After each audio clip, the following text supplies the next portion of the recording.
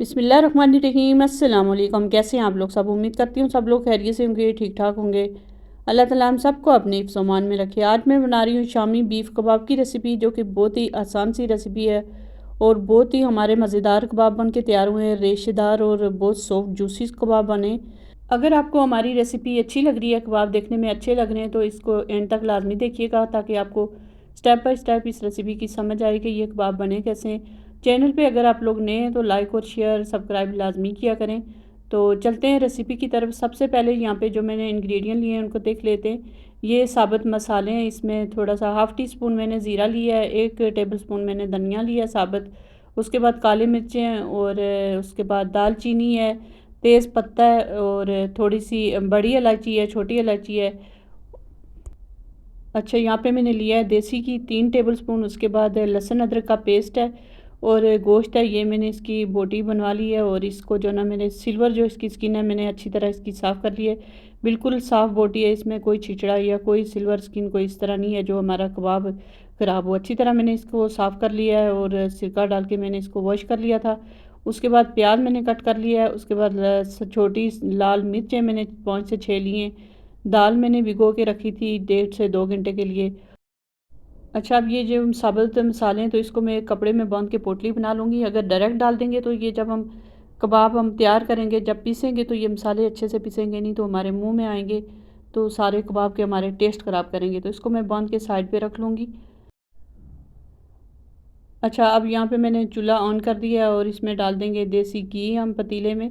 इसको थोड़ा सा मेल्ट होने देंगे और साथ ही हम इसमें ऐड कर लेंगे लहसुन अदरक का पेस्ट। आप चाहें तो यहाँ पे साबुत लहसुन अदरक भी ऐड कर सकते हैं, मैंने पेस्ट ऐड किया है। तो इसको थोड़ा सा हल्का सा हम भूनने देंगे, अच्छी सी खुशबू आने देंगे। तो यहाँ पे हमारे लहसुन का थोड़ा सा कलर चेंज हो गया। अब मैं इसमें गोश्त ऐड कर लूँगी। सारा जो गोश्त मैंने रखा था वो सारा इसमें मैं ऐड कर लूँगी और इसको तकरीबन 3 से 4 मिनट के लिए हम इसको अच्छी तरह इसको भून लेंगे। इसको थोड़ा सा रोस्ट कर लेंगे ताकि गोश्त की जो स्मेल है वो ख़त्म हो जाए। क्योंकि जब हम उबाल के बनाते हैं कबाब तो गोश्त की एक थोड़ी सी महक होती है, जो कुछ लोग जब कबाब फ्राई भी करते हैं उसके बाद भी अंदर से गोश्त की महक आती है, तो कुछ लोगों को पसंद नहीं होती। ख़ास करके बच्चे तो बिल्कुल भी पसंद नहीं करते। तो इसको मैं अच्छी तरह इसकी बुनाई कर लूँगी 4 से 5 मिनट के लिए, ताकि इसकी जो गोश्त वाली जो स्मेल है, जो महक है, वो ख़त्म हो जाए। अच्छा, जैसे ही इसका कलर चेंज होगा तो इसमें मैं ऐड कर लूँगी हल्दी हाफ़ टी स्पून और 1 टेबल स्पून मैंने नमक ऐड किया है। उसके बाद हमारी जो हमने लाल मिर्च रखी थी छोटी वाली 5 से 6 मैंने ली है, वो इसमें ऐड कर लेंगे। प्याज भी साथ ही ऐड कर लेंगे और इसको थोड़ी देर के लिए 1 मिनट के लिए इसको हम भून लेंगे मसाले के साथ।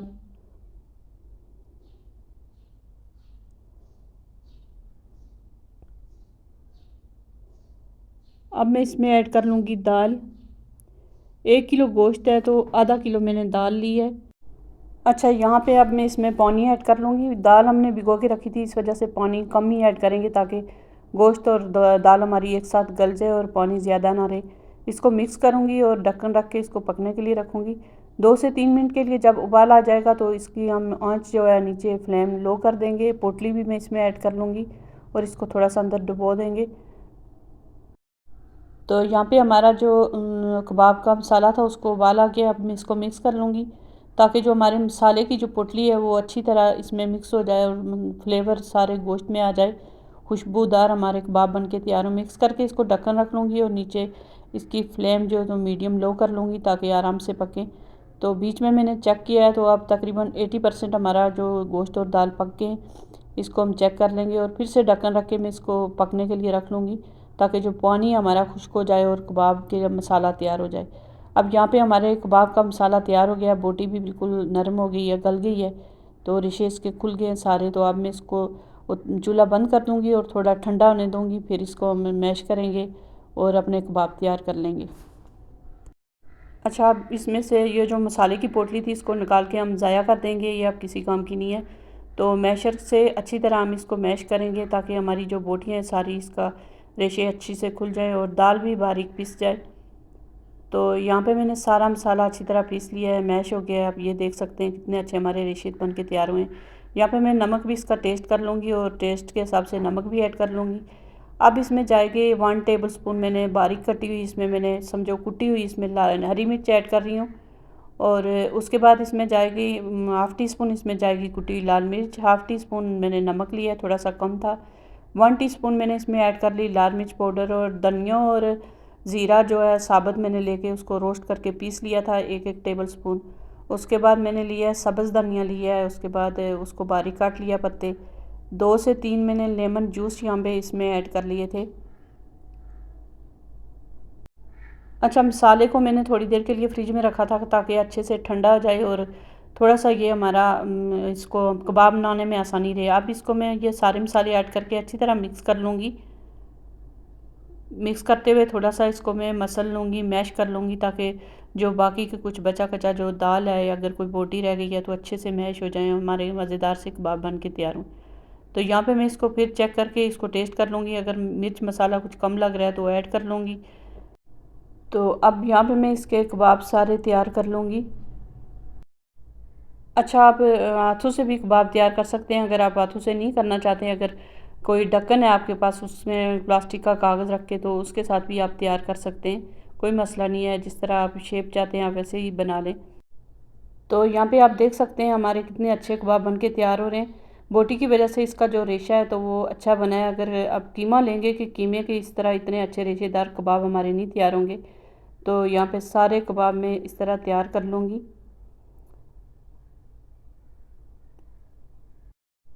तो यहाँ पे आप देख सकते हैं 1 किलो मैंने गोश्त लिया था, आधा किलो दाल थी, बाकी स्पाइसेस ऐड करके मैंने काफ़ी सारे यहाँ पे कबाब तैयार कर लिए। अब इसको मैं आधे घंटे के लिए फ्रीज़र में रख लूँगी और उसके बाद निकाल के हम इसको किसी भी कंटेनर या किसी डब्बे में रख के तो सेव कर सकते हैं। 1 से 2 महीने तक हम इसको इस्तेमाल कर सकते हैं। तो यहाँ पे आधे घंटे के बाद मैंने इसको निकाला है, तो आप देख सकते हैं बिल्कुल भी ये चिपके नहीं है, आराम से उतर रहे हैं। तो सारे मैं इसको एक ही डिश में डाल दूँगी, उसके बाद मैं इसको कंटेनर में सेव कर लूँगी। अच्छा, इसके नीचे मैंने कोई ऑयल वगैरह कुछ भी नहीं लगाया था, जल्दी निकाल लिए आधे घंटे के बाद, तो वैसे भी चिपकते नहीं है। अब इसको मैं एक डब्बे में ऐड कर लूँगी, जितने आएंगे एक डब्बे में, और फिर बाकी के जो बचेंगे कुछ फ्राई कर लूँगी, और अगर ज़्यादा हुए तो फिर दूसरे डब्बे में भी ऐड कर लूँगी। तो इसको मैं फ्रीज़र में रख लूँगी। अब यहाँ पे फ्राई कर लेते हैं। अंडा मैंने लिया है, इसको फेंट लेंगे अच्छी तरह। अंडा फेंटने के बाद इसको मैं यहाँ पे कबाब डिप कर लूँगी। 2 से 3 मैंने कबाब लिए हैं, ये थोड़े से सख्त हुए इसलिए मैं एक साथ कर लूँगी। अगर आपके ताज़ा हो तो एक एक करके डिप करके उसको फ्राई कीजिएगा। थोड़ा सा यहाँ पे मैंने ऑयल ऐड किया, ऑयल गर्म होने के बाद यहाँ पे मैंने सारे कबाब एक साथ ऐड कर लिए थे। दोनों साइड पे अच्छा सा कलर आने देंगे कबाब के। ये तो वैसे भी इसका जो मसाला है पका हुआ होता है, बस इसको अच्छा सा कलर देना होता है, अच्छी सी इसकी खुशबू आ जाए, कलर अच्छा सा आ जाए, तो इसको हम निकाल लेंगे। तो कबाब हमारे तैयार हो गए। अब मैं इसको निकाल लूँगी साइड पे। आप देख सकते हैं कितना अच्छा इनका कलर है, और बिल्कुल बाहर जैसे हमारे बन के तैयार हुए हैं, मगर टेस्ट में और क्वालिटी में हमारे बाहर से भी अच्छे हमारे कबाब बन के तैयार हुए हैं। बहुत मज़ेदार और बहुत आसान सी रेसिपी है। उम्मीद करती हूँ आपको आज की रेसिपी पसंद आई होगी। अगर रेसिपी अच्छी लगी है तो लाइक और शेयर लाजमी किया करें, अपने प्यारों के साथ शेयर किया करें। मिलते हैं एक नई रेसिपी के साथ, अपना ख्याल रखिएगा, दुआओं में याद रखना। अल्लाह हाफिज़।